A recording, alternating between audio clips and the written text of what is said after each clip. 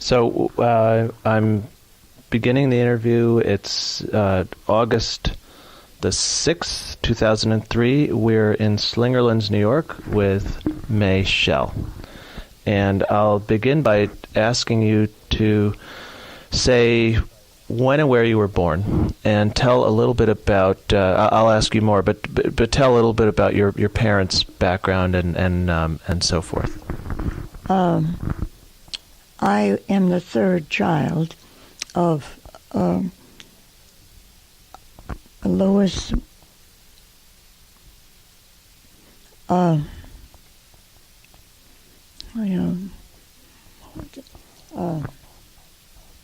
Born and lived in Riga, Latvia. My mother was one of 11 children, and my father was a child and two other sisters. His mother and father were divorced, which was a very unusual happening at that time, and his father wanted to have his son with him, but he chose to stay with his mother, which meant that he stayed in Riga. Where his father went after that, I don't know, but he was his name was an unusual one, which my sister's boyfriend traced to archaic Hebrew. It was anglicized when he came to the United States, from Magriel, which is Hebrew, to Magriel. So many of my personal and my siblings' experiences were based on a misunderstanding that we were not Jewish, but of any number of other ethnic groups. Personally, I had very, very few anti-Semitic experiences. On the contrary, I have been very lucky in that I worked with people who were not prejudiced about anything. They were very open-minded, so I was lucky. My mother was a Meyer, and she was, as I said, one of 11 children. Very, very warm, loving family. One brother came to the United States and brought all of them except one who went to South Africa with a young man that she was in love with. But the 10 others were brought over here by this brother who was a master cutter, which at that time must have been rather unusual, and for him to be able to bring them all over. But I'm not organizing this very well. Oh, don't worry. That's my responsibility, not yours. Oh. So that you're fine. Actually, I had a curious experience when I moved here about a year and a half ago to Beverwyck. My next door neighbor, whose name was Underhill, this is a mixed group here, said, "Oh, your maiden name was McGreal. I just met someone who comes from Australia and is just moved here, a young man just married, and his name is McGreal." It's a sort of pronunciation of McGreal that could easily have been originally McGreal or Magriel. And I have yet to meet him, and I am curious about it. My father was a Levite, and which didn't mean too much to me at any time, and certainly not to my to anyone in our family. But it does have certain distinctions which I'm kind of proud of, and it meant a literate background with education enough to be teachers and historians. None of us took advantage of that. Do you want me to talk about my family? Well, I'll ask some follow-up questions. So I'm interested, for instance, in why they left Latvia. Why they left Latvia? Why did they leave? Why did they come to the United States? This was my father left in 1910, and that was a time when many, many Jews were leaving Europe.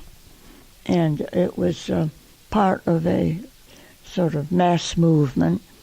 Apparently there was very little for them to hope for in the environment in which they lived, although Riga, being the capital of Latvia, had a very sophisticated society. My father, for instance, who was a very graceful man and a wonderful dancer, was always asked to lead the ball, which implies a kind of social life for the people there that those Jews who lived in Russia didn't have, and a kind of sophistication that helped them when they got to Boston, where many of my family moved. Most of them came to Boston. And my mother was a charming person. It was very difficult to imagine anyone being negative about her, and they weren't. She was a delightful person, bright, more than that, witty, and a joyous person. My father was, of course, much more austere and not as open as she was, although he was a very likable man and a handsome man. I'll show you some pictures. You'll probably see. My mother was pretty and very, very likable, as I said. So where they lived in Riga, this was anything but a shtetl. This was That's right. An urban environment. Oh yes. And yes. Their own backgrounds were in the professions. Or? No, not professions. I don't know what my father did, and I don't know what my mother did, except that I think my father got bored with the kind of life he was leading with his mother, and I imagine his father, as he left Riga, did not communicate with the family much, but he joined the Russian army, which is surprising because he was a man who would take 10 minutes to urge a fly out the house rather than kill it. So he told us once that he used to pay other men to take the night watch because he was afraid. And he didn't like to be alone in the dark there. And so he wasn't exactly the ideal Russian soldier. I understood it from the reading I've done.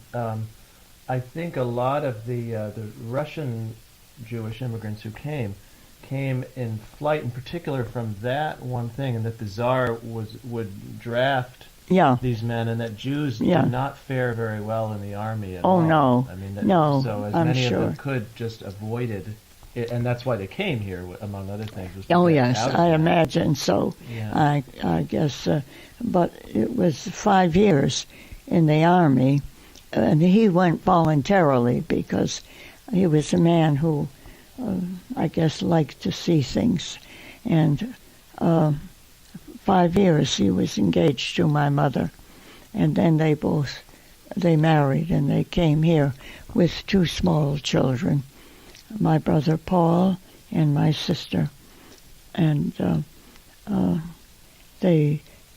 I guess the thing was that the families who emigrated here were helpful to one another. And my father's in-laws, my mother's family, helped find a position or a job for him. And as he had no profession, they found a job in a small, no, not necessarily a small store, shoe store in East Hampton, Massachusetts, where there was only one other Jewish family, and a family that had were older and larger, of course, than mine, but they were friendly, not socially active, because the father of the other family was a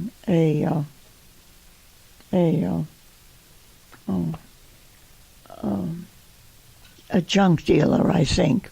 I'm not quite sure.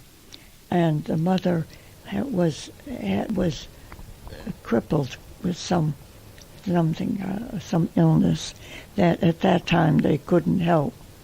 And there were a large family of boys with 2 girls, and one of the girls eventually married my mother's brother. And now, did they come to East Hampton from Boston? Had they gone to Boston first? Oh yes, Yeah. oh yes, they went to Boston. So, and how long were they in Boston? Very short time.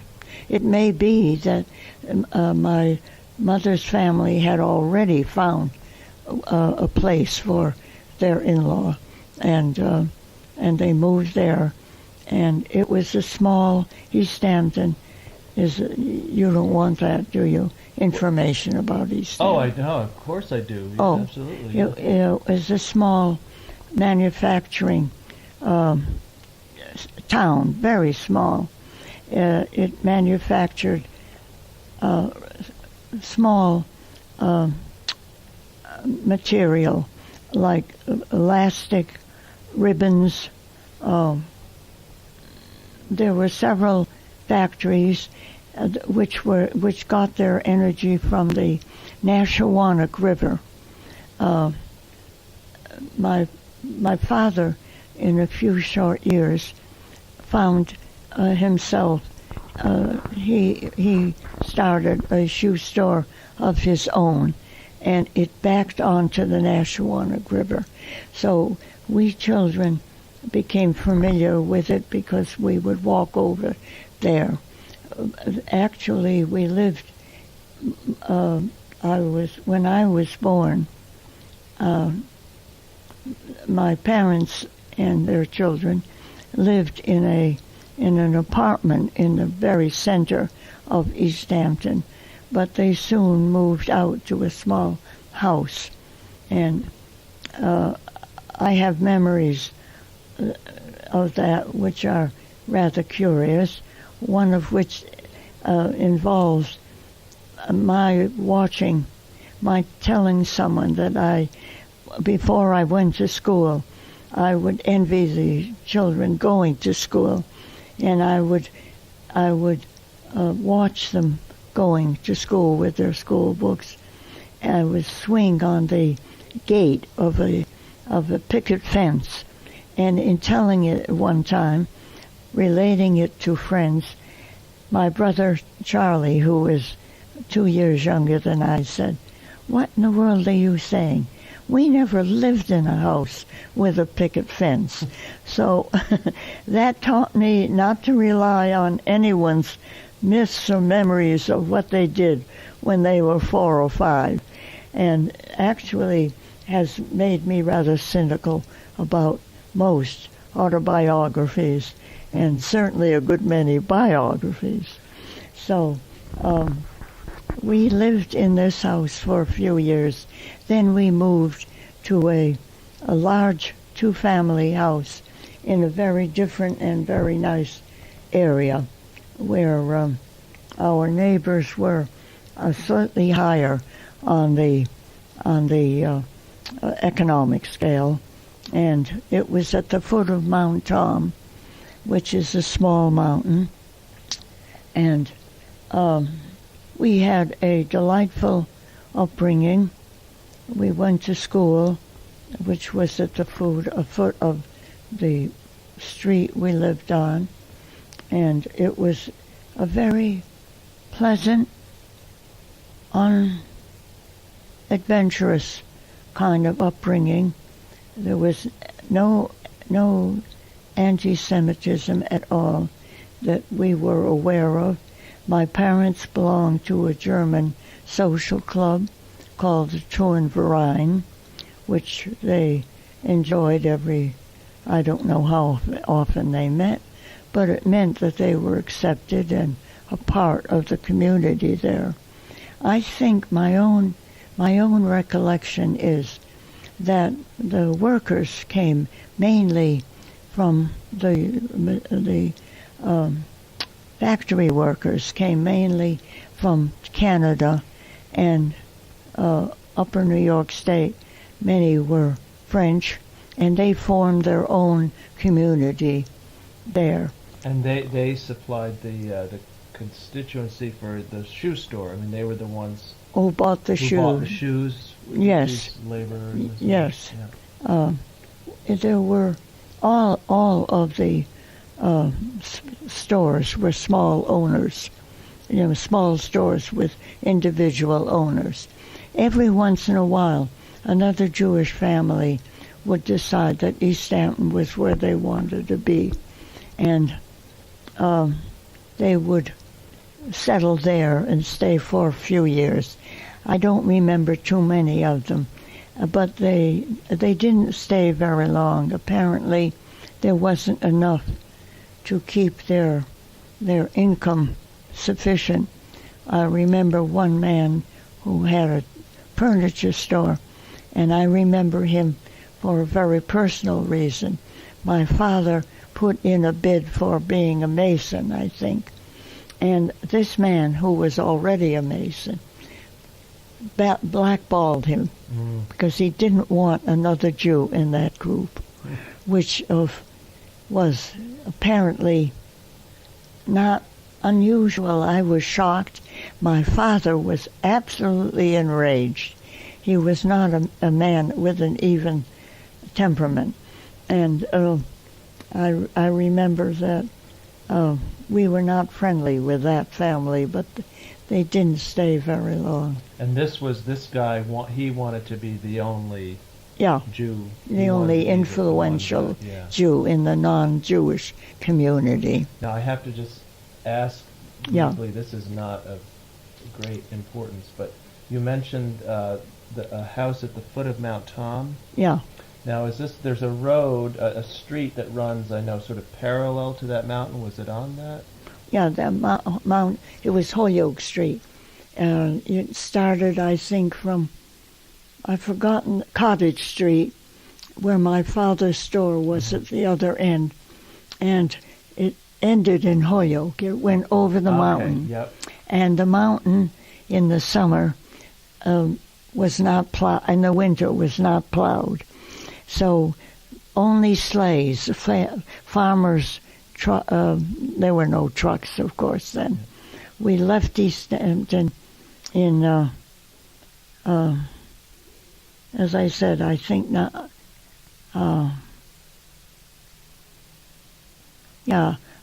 about 12, 13.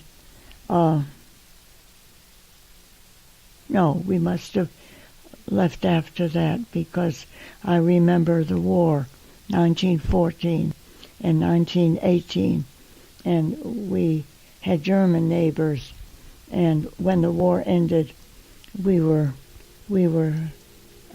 conscious of their national origin. We also had Polish neighbors and French neighbors. The Polish neighbors helped when my sister had influenza and was dying. Well, the Polish mother helped my mother to nurse her and bring her back to health. And her name was, their name, I'll remember it. I know it well. We were friendly across the street. There were several Native American school teachers who were friendly but not familiar. Our neighbors were mixed, as you can see. And there were no girls in my neighborhood, only a few boys. And one of them, by accident, chopped off my brother's finger when they were chopping the ice in the roadway. And that, when he was drafted in World War II, kept him from the army because they wouldn't take him because he was lacking a finger. Yeah. Well, as it turned out, they didn't know that the finger was on the right hand and he was left-handed. So I had asked about the road partly because our dog that we have, who's now 11 years old, was given to me when she was a year old by a family that lived, I think, on that road. On Holyoke Street. Yes, and my dog, she's a half black lab, half golden retriever. She grew up running around on Mount Tom. Oh. I can see the house where we got her. Oh, really? Right at the foot of the mountain. Her first year was spent running freely on that mountain. Is that I'm able to picture more or less where you're talking about. Oh, yes. Definitely.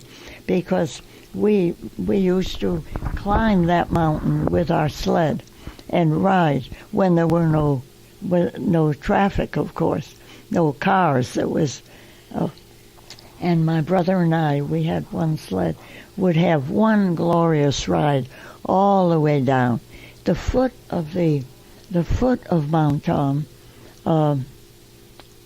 was, I think, a family by the name of Kugler lived there, and this was I think a family of administrators in the factories, and the little girl Helen was about my age, but too far apart to be a playmate. There was perhaps a half a mile distance, and she was brought up to be a very proper little girl. She wore, in the summertime, she used a parasol to get to school and white gloves on her hands, and she was protected against some. But there was a carefulness about her, and well, it was typical in a way of a peculiar kind of social separation between various economic levels. It wasn't clear to me as a child. It's only now, on looking back, that I see certain differences. My sister's best friends was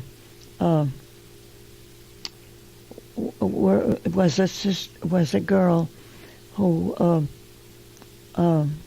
whose parents' mother was rumored to have been someone special in the court, German court, and they were very educated and a very friendly family. My sister's best friend was one of their daughters. And one of the reasons we moved from East Hampton was because my brother, who was a very what should I say, unexpectedly independent and original son at that time, was taking out Hilda, who was the eldest daughter, and he was about 16. He was already playing poker at night, and my parents were terribly worried about him because he was given a scholarship at the private school there. Hawkins? No.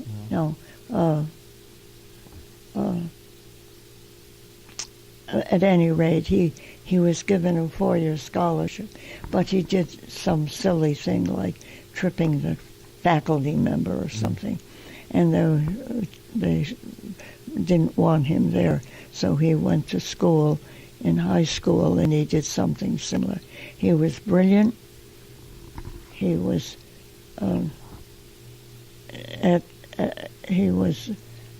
at 15 or 16.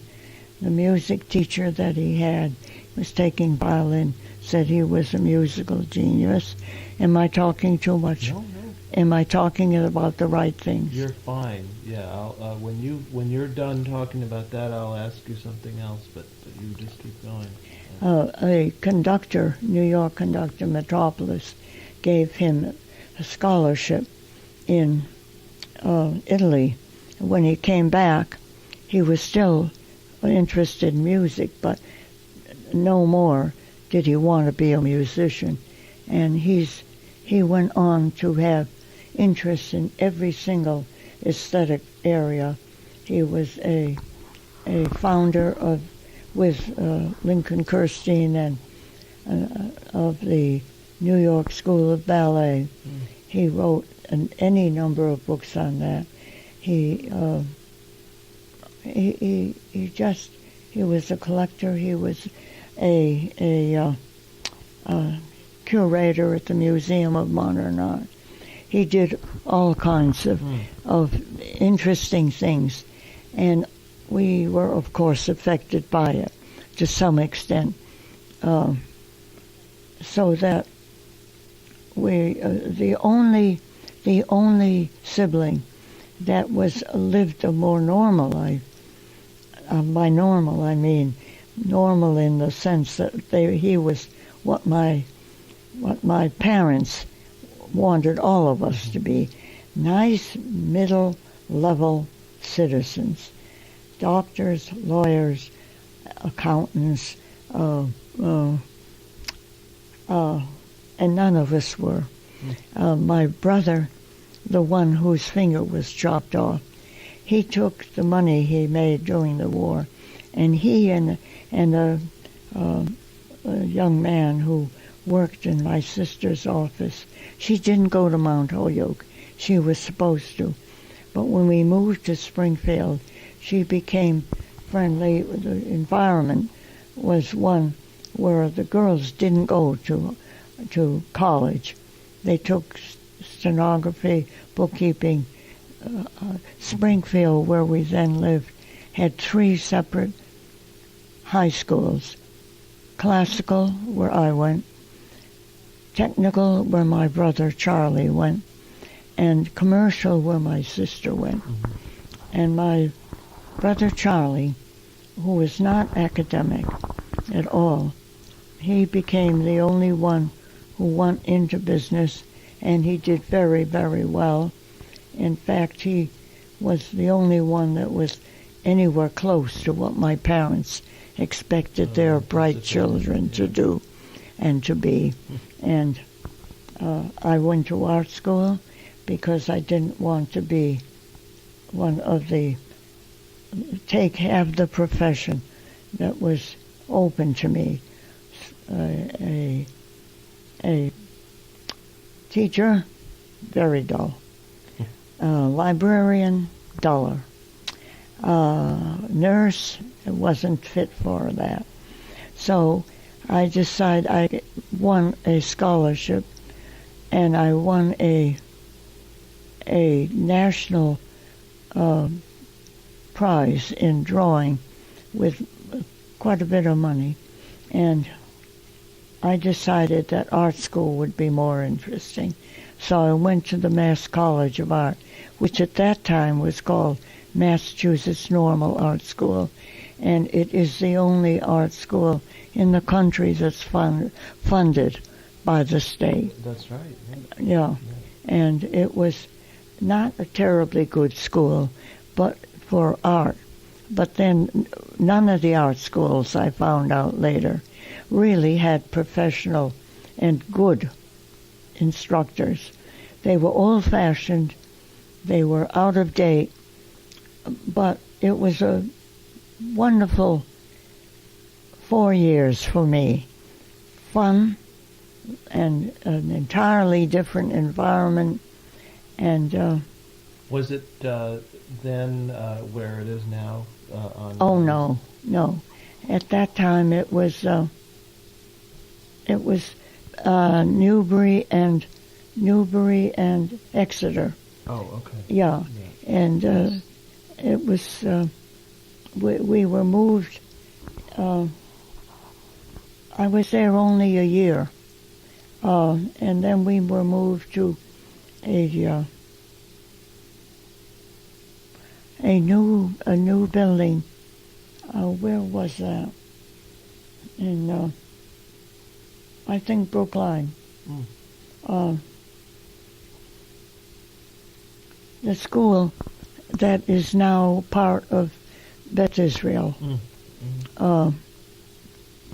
And it was designed by architects who were specialists in ecclesiastical buildings. So it looked very much like, unlike an art school, it was not designed for it. The lighting was poor, the exposure wasn't good. But for me, it was a very joyous experience. We had a lot of fun. It was just a very good place for me at that time. Now I want to go back a little bit more into, for example, in your home growing up in East Hampton, or then for that matter after you moved to Springfield, did you speak English in the home, or did your parents continue to speak the old? We children never spoke Yiddish except those two who were born in Latvia. Charlie and I never spoke Yiddish, but all of us spoke English, and my parents spoke Yiddish to each other. They spoke pretty good English because there was never any comment about that.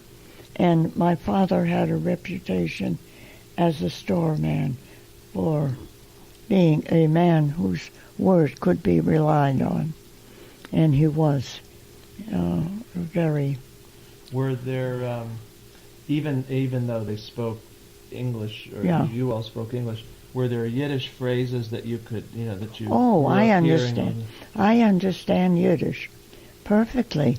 I can't speak any except phrases that I remember. What were some of the phrases that stuck in your mind from... My father invented words, and one of the words I keep thinking is a word for a boor, and a man who had no manners was a bulvan. It's not a Yiddish word, it's not a Russian word, because when I married my husband, I asked him, he knew both. And I said, what does it mean, really? He said, that's not a word, that's a concoction your father made. But some of the phrases I remembered were, I can't think of them now, but I used them. I found myself using them. If not here, I mentally use it. Yeah. And I'm sorry I Oh, can't that's fine. think of any of them. Simple ones. Now, Now, let me say that Oh, yes. my son sneezed, and I said, "Zu gesund." And he said, "What's that mean?" And I was shocked. I was shocked that he didn't know the meaning of good health.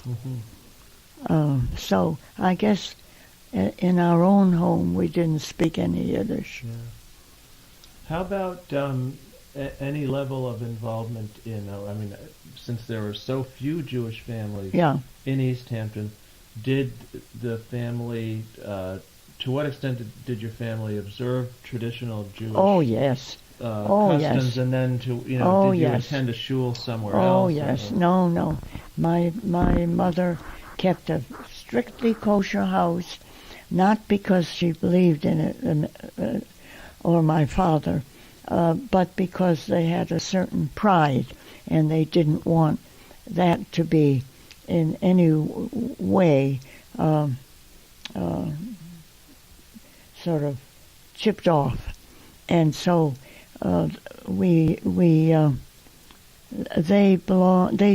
they in East Hampton, I don't know if they went to services in Northampton or not, or Holyoke. All of their personal friends, most of them were Holyoke, which at that time was also a manufacturing city, and in Northampton, which was a more urbanized town, city. I must add that there was a very funny item in the I've forgotten on TV, I think, not several years ago, saying that the residents of East Hampton had voted to become a city.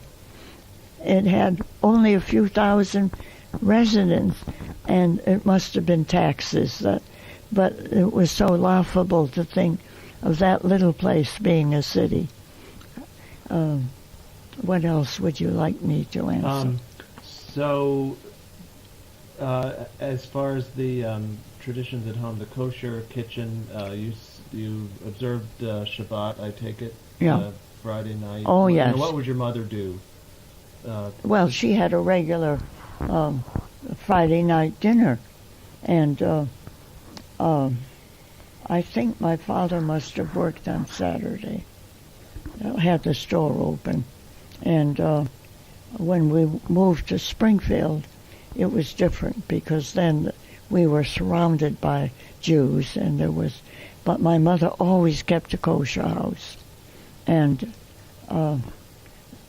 they were members of the synagogue for, well, I guess it was a little different arrangement then. Today, you are a formal member of a temple or a synagogue, and you belong. You're a part of a responsible group. The synagogue, as I remember it in Springfield, was run by a group of men who liked running things, but there didn't seem to be the same kind of constitutional responsibility of the people. It was very open, and during the holidays, we all, children, everybody, went, and it was run over with children coming in and going out and running around, whereas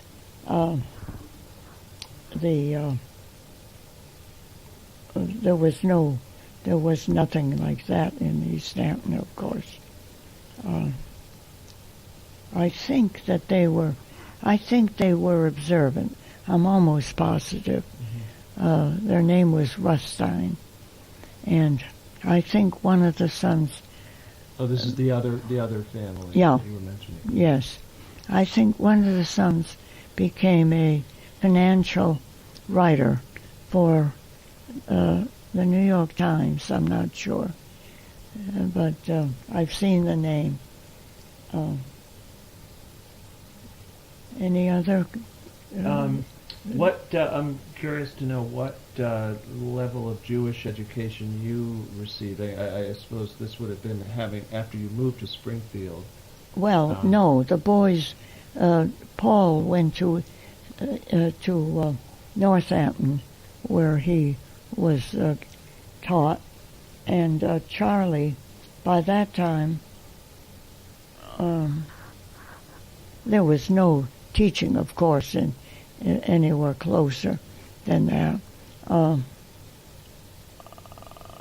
trying to remember. Oh, he must have gone to the Springfield Synagogue then, because he knows it. But he married a Greek Orthodox girl, and his friends were almost all non-Jewish, whereas I know that my personal friends and the boys I dated when I was at art school were Jewish. There was one other part of my life that might be of interest. I was premature, and the doctor that was serving East Hampton did not think that I was going to make it. I was very small. My mother had gone to Northampton to buy food, kosher food, for us for the whole week, you see. And apparently the heavy packages and bundles brought on the early birth. And the doctor said that there was no point in trying to get me to Northampton, where there was the only incubator. I think that he really thought it was a waste of time, and he didn't want to take his horse and buggy, because that's what he would have had to do. And my mother, of course, obviously, didn't throw me out, but found the largest shoebox in my father's store, probably size 12, and filled it with cloth and soft material, and it was in March, so the stove was going, and she put me in the oven. And here I am. I have done that with, we have goats where we live. We keep really? Goats, dairy goats. Oh, my goodness. And what do you eat? Why? well, it's for the milk. And Goat's milk? yeah, and also just for the, we have a little bit of land. We have 5 acres Oh. where we live, so it's nice to have Sure. our kids growing up with animals. But with baby goats born in the winter, I have done that. In other words, put them in the oven. Yes. For just a Really? minute, just a couple minutes, just to warm them up. Oh, no, I stayed there. Yeah. Yeah, my mother must have had a job keeping an even temperature. I bet. Yeah, but she also, we had chickens. We had a garden in East Hampton, and we were brought up to know the very freshest of gardening food, and I mind it. Every time I get the sodden green beans that I get normally in most restaurants, I think of the summer lunches that we had, a large plate of freshly picked green beans or wax beans. Wax beans have no flavor here at all. But they're wonderful when they're fresh. Do you have a garden? Yeah, I do. You have wax beans? Yeah. To me, a huge plate of wax beans or green beans cooked to the very best consistency, just right, with lots of butter and lots of pepper and salt, is the very best you can have. So I'm spoiled. Well, it's hard to go back to if you've had that kind of fresh vegetable in your oh, life. If we- you've grown up with it, I can imagine it would be hard to go back to. We had spring water from Mount Tom, and I don't know. I look back and I say, I don't think it was tested. Now we're so afraid of some kind of contamination in the water. Never thought about it. What else would you like? Let me, before anything, I think I've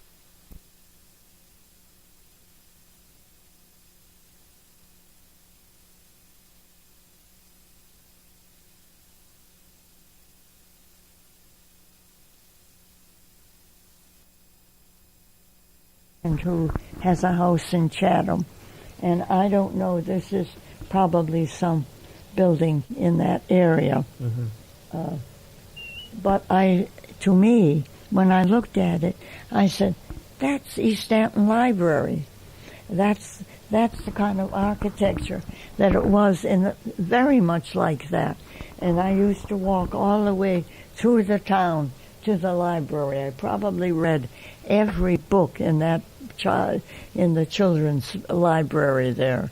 Probably not many, but it's remarkable. All of these little towns in Western Mass have these little architectural gems. I know some of the towns. Our town has in Shelburne Falls. There's a lovely little, all from the same period. I think a lot of these were funded by Carnegie. Around 1900 or so. Yeah. Every little town. There's a town near us called Conway, which can't have more than maybe 2,000 residents, and it has a library that looks like sort of like the Jefferson Memorial. I mean, a big dome in the middle. Oh, that kind of architecture? All very small, all built around the same period of time. It's pretty intriguing. It looks like the one that we had in East Hampton, and it was red brick. And just the look of it made me think of the library. I have a calendar that was sent to me. I don't remember what organization of odd architecture. All different periods, but extraordinarily fantastic and imaginative and original. And I was saving it for either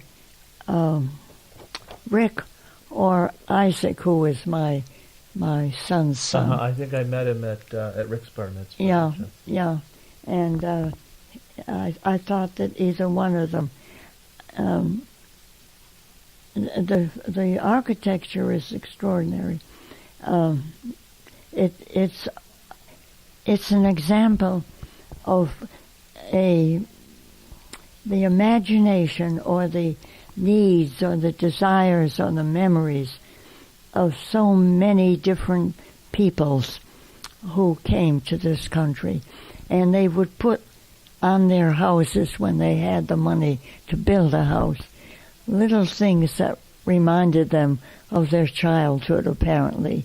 Even here, if you go in Slingerlands, there are houses, old houses, that have all of these little touches that are obviously what the original owners thought were just right for their house. Well, that raises, I think, an interesting question that I want to ask, which is, as you think back on this little house in East Hampton, what kinds of touches were there on the indoors or the outdoors that your parents might have? Oh, my parents never built a house. No, not that they. No, just how did they? I have a picture of the house I was brought up in. Oh, maybe we should look at that, and you can. All right. And we lived. It was a two-family house, and we lived on the top floor of the second floor. My father couldn't stand having anyone over him or the noise. He was a very, very had very strong feelings about things. So then is Mount Tom behind it? No. This is facing Holyoke Street. I see. Okay. And on this side were the sort of an apartment section of, low, one floor, where the German family lived and the Polish families and few others, and a gorgeous tree in the center of a court, absolutely gorgeous. And there was a French family on this side. The house across the way was typical New England white shingle in this style, but not as old as this. It was a little newer. But this, you see this porch, it went all the way around to the back. And years later, my husband was at Woods Hole. Have you been to Woods Hole? Yeah. And we had the house that the director of the Woods Hole Oceanographic, not the Marine Biological, Oceanographic was Harvard, and overlooked the harbor. And that house it wasn't the style, but it had a porch like this that went all the way around. Like when I was a child, I thought it was like the deck of a ship. And we see this little porch there. Yep. I must have read thousands of books lying on a couch on that in the summertime. It was absolutely delightful. And this was not my older brother, who, as you probably realize, was pretty temperamental guy. Couldn't stand being in a room with anyone else. Even when he died, his mistress lived in an apartment in the same building, but not with him. He couldn't stand having anyone around him there. And he had a bedroom up there. But other than that, the only time that was used was when it was a stormy day, and Charlie and I would go out there. And there were a lot of antiques there that I didn't realize. The only one I remember vividly was a phonograph. And the records were not flat. They were tubular. Did you ever see I've seen something like once that? Or twice, yeah. Yeah, and I don't remember what was on them, but I wish now I had saved them. But this is the house that we spent most of our time in. And who was the my mother. person? Oh. Yeah.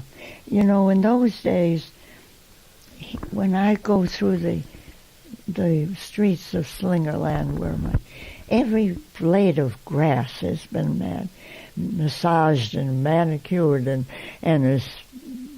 every bush is trimmed to this nth degree. Well, in those days, they didn't do that. Even the very nicest houses didn't have the kind of they didn't have the equipment. I can't remember how we mowed grass, but certainly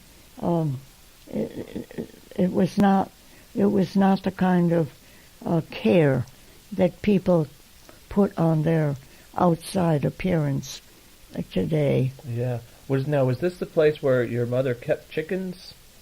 Yes, in the backyard. Yeah. Yeah. As I said, my father was, on her insistence, the first person to have a car in East Hampton. He was a terrible driver. He was terrible with anything mechanical. Couldn't open a window without something happening. And he had the car. And there was a driveway here. And there must have been a barn in back where he garaged it. But my mother was in the forefront always for any new thing, anything at all. That she was very perceptive and alive to I don't mean just style, but whole areas of aesthetic sense. You could put my mother and father in a room with a lot of junk, and they would come out with the only two good pieces in the place. They had wonderful instinct about it, and wonderful social instincts. They were accepted by the people in East Hampton, where the Rustines were not. And here, there was something. Oh yes, the chicken coop was back here, and the garden wasn't a big garden, none at all, but she managed to make it very productive. And that road is where the ice gathered, where Charlie's finger was chopped off. But this house has very many happy memories. Is the house still standing? Yeah, but it doesn't look like this. It's been there's so many across the way. There were these couple of white shingle houses, and behind that was a large meadow, and I can't imagine how I did it. I would lie there in the summertime and look at the sky with all of these bugs and bees and hornets flying around, and it never bothered me. Now, if I see a little fly on the window there, I call maintenance to come and kill it. And it was a very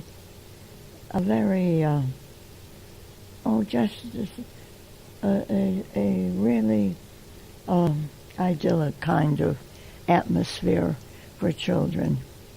It was. I realize now that we were not part of the social life of the children in school. They didn't live around. They lived, some of them lived, but they were not our age, and my parents didn't like some of them. They were not people that they liked very much. So that we didn't go to many birthday parties, things of that kind, celebrations. I realize that now. Never missed it. I never missed it when I was growing, and I doubt whether Charlie did either. We never thought about it. It wasn't a part of our life. Charlie and I, on a nice day, we'd go wandering in the woods, not far from, looking for hickory nuts. Did you ever try to crack a hickory nut? No. Well, you've heard the phrase. It's as tough as a hickory nut. Yeah. The only thing that would crack a hickory nut was my mother's old iron flat iron, the real iron one. Otherwise, you just give up on it. I think they must have disappeared. I never hear of anyone having hickory nuts or... Yeah, I wonder if that's something that was, there was a chestnut blight. That's right. Maybe related, I don't know. Maybe. I used to be able to recognize them when I went by in the car. Oh, my father with the car. He was the worst driver and the worst mechanic. And if we came to a hill in going from East Hampton, say to Northampton, we would hold our breath until we got to the top of the hill. And if by any chance there was a flat tire, oh wow, that was a real catastrophe. But it was a wonderful childhood, really was. And we had a family living downstairs. What was her name? It was a funny New England name like Tizzy or something like that. Oh, her first name. Yeah, actually not a real name, but an abbreviation or something. And my mother My mother had a lot of friends, and but in Springfield it was more likely all kinds, all nationalities. She was like her father. Her father was the man who wrote in Regal. He wrote the correspondence for everybody. It was he who did the writing of the letters, read the letters for them, and she must have inherited some of that. So she did that in No, she didn't do the writing or things like that, but she was the person whom everyone confided in, everyone. And she never said anything negative about anybody. Never heard her say anything. She was very even and very non-judgmental. That didn't mean that she didn't have opinions, but she never spoke of anyone in a demeaning way ever, and it was wonderful. We thought everybody was our friend. When I went to school, and two girls stole my brand new drawing board. I couldn't believe it. I couldn't believe that someone would deliberately do something to hurt me. And I still can't. I really find it hard to believe that people would be mean, deliberately mean. So, what can I give you any more? I think that's a very nice note to end on. Well, I can end on a nicer one. Okay. Her father in Regal, when he came home from wherever he did his, I don't know what he did. He may have had an inn, I'm not sure. But his wife would open the door for him. He was a big blonde guy, very muscular, and she was kind of small, and blue eyes and dark hair. He would lift her up and carry her around the house, singing to her. Isn't that a nice note to end on? And to have you think that your aunts and uncles just took it for granted that this was the way a household was. Yeah. Wonderful, wonderful inheritance.